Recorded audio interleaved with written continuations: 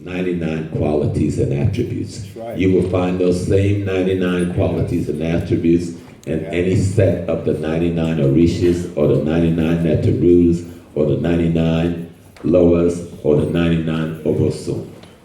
They are all the same thing.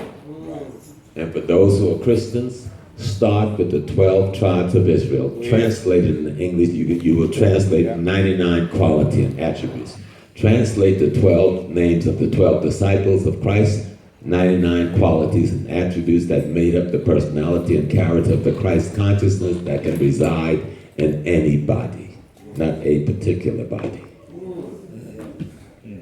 Y'all understand I'm trying to make this as simple as can be in a shorter period of time. So you get it, that each of those things, when Kemet began to fall after the first invasion, the people who you know as the Hebrew,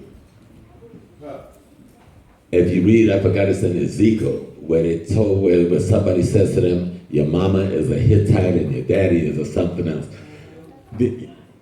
When the man invades your land, he rapes your woman. That's right.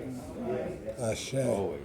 But he doesn't, but the consciousness is still there. People are fighting to restore themselves constantly. Here we are in America. Look at all of our complexion from his abuse.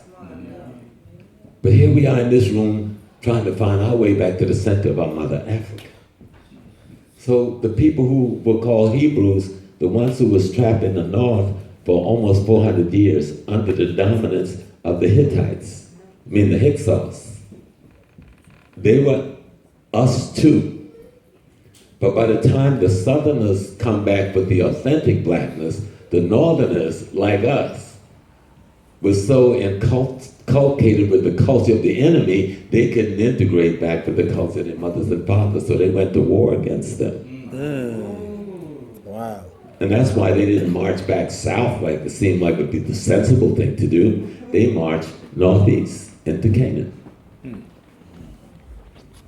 But what you call the Hebrew tradition is nothing but fragments from the periphery of the ancient African tradition, because that was the best they had, and they took it and made it work for themselves.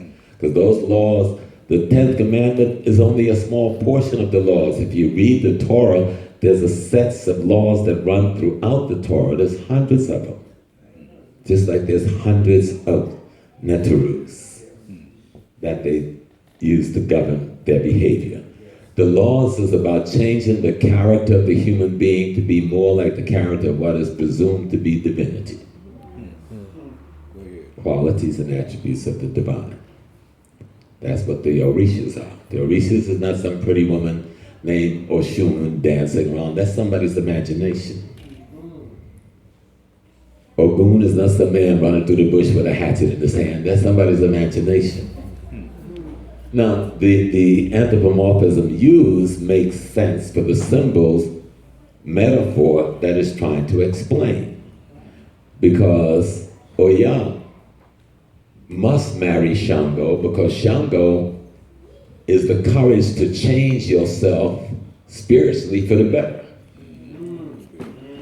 So why must the courage, which is represented by the kingship, why must the courage marry Oya? Because Oya is change in process. The courage to know and understand the need to change must then marry change. Now remember, change is a process. Continuous. Okay? And then change have got to practice, because the change in process is a feminine phenomena in nature. That's why they call her Oya and represents her as this wind. And this woman that could change her identity into an antelope and other things. She can also outrun death. Because she's changed. But change has an expiration date. Unless she marries transformation, which is Ogun. The god of iron, the god of war. Where do you get iron from? You take an old piece of rock, it's all dirty and corroded, you throw it in the fire and you heat it up and you burn out the impurities in the rock.